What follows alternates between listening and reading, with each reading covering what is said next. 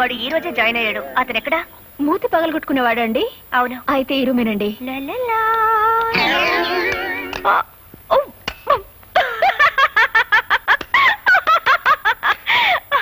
Hello sir గారు. అవును, నువ్వు వాయించవలసిన హార్మోనియాన్ని నిన్నెవరో హార్మోని వాయించేసినట్టున్నారు. ఇదిగో, ఎదురులేని మనిషి తిరుగులేని మనగాండని వాల్ పోస్టర్లో చూసి సినిమా పేర్లు పెట్టేసుకుంటే సరికాదు. ఛాలెంజ్ లో ఉన్న సత్తా చేతల్లో ఉండాలి. ఒక్కసారి సరదాగా నిన్ను అలా అలా సరిగములు పలికించరా? నువ్వా? వాడికి వెన్నెముక విరిచేసి మోచపులు తప్పించేస్తాని పెద్ద గొప్పలు చెప్పి వెళ్ళావు. నీ ఎముకలు మొత్తం చిత్తు చిత్తుగా విరక్కొట్టుకొచ్చావా?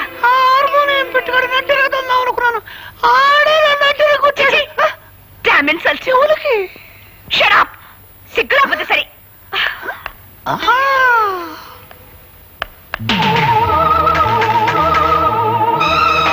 నన్ను నడి రోడ్డు మీద దెబ్బ కొట్టిన వాణ్ణి ఎక్కడ ఎలా దెబ్బ కొట్టాలో నాకు బాగా తెలుసు.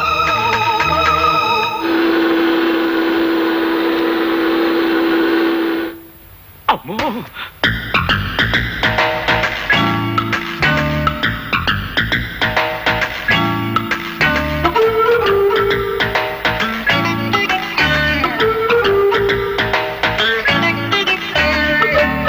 సూర్యచంద్రరావు గారు అమ్మాయా? అవును.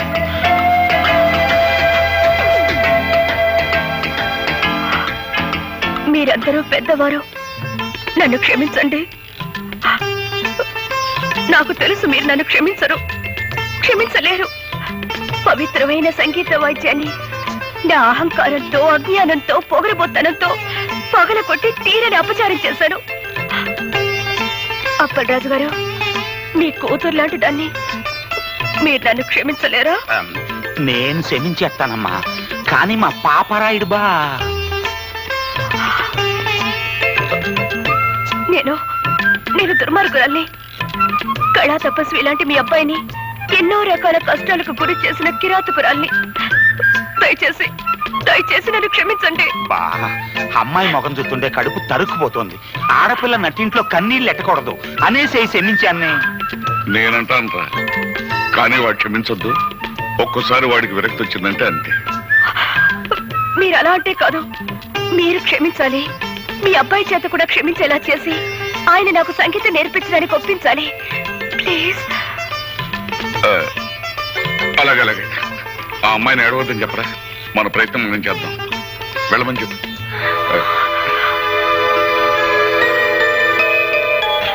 ధైర్యంగా వెళ్ళరా అమ్మా. చాలా థ్యాంక్స్ అండి. నేను మారిపోయాను అని ఆ అమ్మాయి చెప్పగానే గొర్రెలాగా తలూపేసి నమ్మేయడం కాకుండా నన్ను కూడా నమ్మమంటారా? బుద్ధి లేకపోతే సరే. మరీ అంత తీసి పారేకు, మాకు ఎంత కొంత పొరుద్దురావాయ్. ఆ అమ్మాయి మారిపోయిందిరా అబ్బాయా. అవునరా అబ్బాయా, కొత్త గుర్రానికి పొగరు తాత్కాలికం. పాప అమ్మాయి నిజంగానే పిచ్చేత్తా పడుతుంది. నా పిన్నీసులు సాక్షిగా నేను నమ్మానబ్బాయా. వేప చెట్టుకు మామిడికాయలు కాయవు, మామిడి చెట్టుకు తాటికాయలు కాయవు అనేది ఎంత నిజమో, డబ్బుతో అహంకారం కూడా మారదు అనేది అంతే నిజం. అది కాదు. దయచేసి విషయం ఇంకెవరైనా చెప్పకండి. బాబు, నేనెవరినో తెలుసా? తెలుసమ్మా, సూర్యచంద్ర గారి తల్లి గారు. అవును బాబు, నువ్వు నా మనవరాలు తగాదా పడుతున్నారని తెలిసింది. జరిగిన దానికి అది బాధపడుతోంది. నువ్వు కూడా దాన్ని క్షమించానని చెప్తే మాట్లాడవేం బాబు? చూడండమ్మా, నన్ను ద్వేషించే వాళ్ళని అభిమానించేంత గొప్పవాణ్ణి కాను. అలాగే నన్ను అభిమానించే వాళ్ళని ద్వేషించేంత మూర్ఖుని కాను. పెద్దలు మీరు చెప్పిన తర్వాత కూడా ఆవిడ్ని ద్వేషిస్తే తప్పు నాదే అవుతుంది. మీ మనవరాలతో చెప్పండి, ఇకపై ఆవిడికి నాకు ఎలాంటి పంతాలు ఉండవని. అలాగే. సరేనా? బాబు, వస్తానమ్మా. మంచిది.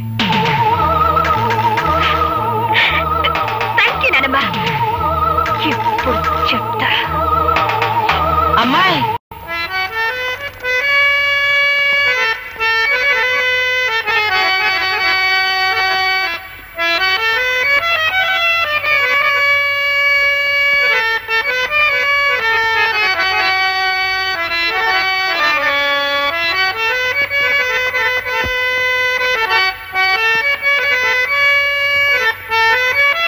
ఈ వాతావరణం చూస్తుంటే త్రికరణ శుద్ధిగా మీరు నన్ను మన్నించారన్న తృప్తి నాకు కలుగుతోంది. అహంకారంతో కాకుండా మనస్ఫూర్తిగా నీకు సంగీతం నేర్చుకోవాలనే ఉద్దేశం ఉందని నన్ను నమ్మించావు.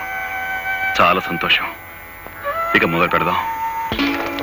నాతో చిన్న కోరిక, కాదనకూడదు. చెప్పు. నేను పాట రాశాను. నువ్వు పాటలు కూడా రాస్తావా? ఓ, నేను కాలేజీలో చాలా ప్రైజులు గెలిచాను. ఇదిగో ఈ పాటగా వరుస కట్టి పాడి వినిపించండి.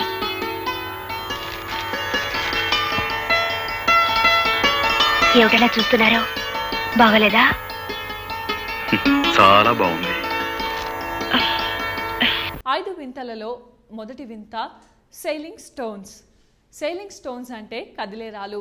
ఇది వినటానికి కాస్త కొత్తగా అనిపించినా నిజంగా కదిలే రాళ్ళు ఉన్నాయి. కాలిఫోర్నియాలోని డెత్ వ్యాలీ అనే లోయలో కదిలే రాళ్ళు ఉన్నాయి.